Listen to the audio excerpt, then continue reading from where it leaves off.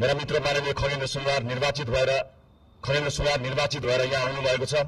चुनावी दौडका सिलसिलामा उहाँका विषयमा विवाद आउँदा थाहा छैन उहाँले गल्ती गर्नुभयो गर्नु भएन, तर उहाँले माफी माग्नुभयो। यति छिटै माफी माग्नुभयो, भन्नुभयो मबाट त्यस्तो गल्ती भयो जस्तो मलाई लाग्दैन, तर गल्ती भएको रहेछ भनेर माफी माग्नुभयो।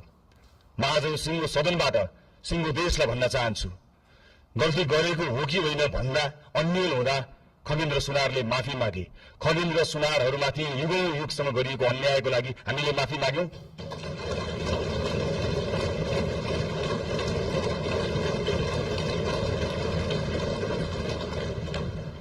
यो देशको दलित समुदायलाई मैले आज सार्वजनिक क्षमा याचनाका साथ केही भन्नु छ।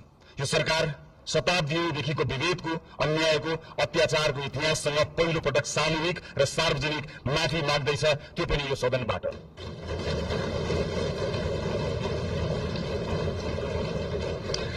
आजसम्मको विभेद सामाजिक गल्ती थिएन, संगठित अपराध थियो।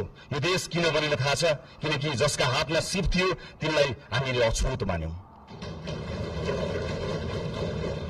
अब कुनै पनि नेपाली जातका नाममा झुक्नु पर्ने छैन।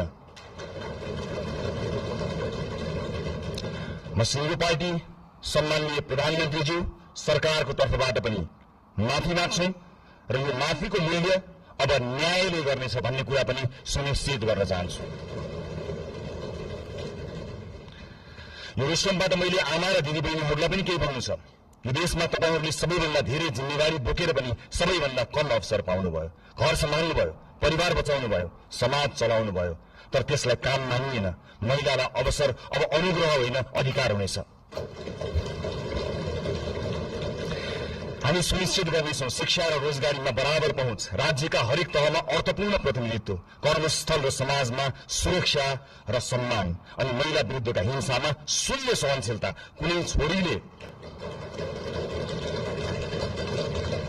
छोरीले अब आफ्नो सपना सानो बनाउनु पर्ने छैन। अबको यात्रा केवल समानताको होइन, सशक्तिकरणको हुनेछ। सँगसँगै ज्येष्ठ नागरिकहरूको आर्थिक सुरक्षा, सामाजिक कल्याण र आत्मसम्मान पनि हाम्रो कर्तव्य हुनेछ।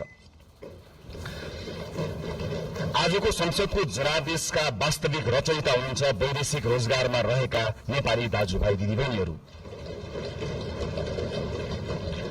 यो देशमा आजसम्म सधैँ तपाईहरूले पठाएको रेमिटेन्सको कुरा भयो, तर आज म पैसाको होइन, तपाईहरूले तिर्नुभएको व्यक्तिगत मूल्यको कुरा गर्छु। परिवारबाट अलगिनु भयो, आमा बुवाको साथ गुमाउनु भयो, कलिला छोराछोरीको बाल्यकाल गुमाउनु भयो, चाडपर्वको रमाइलो, परिवारको माया, आफ्नो गाउँघरको न्यानोपन गुमाउनु भयो।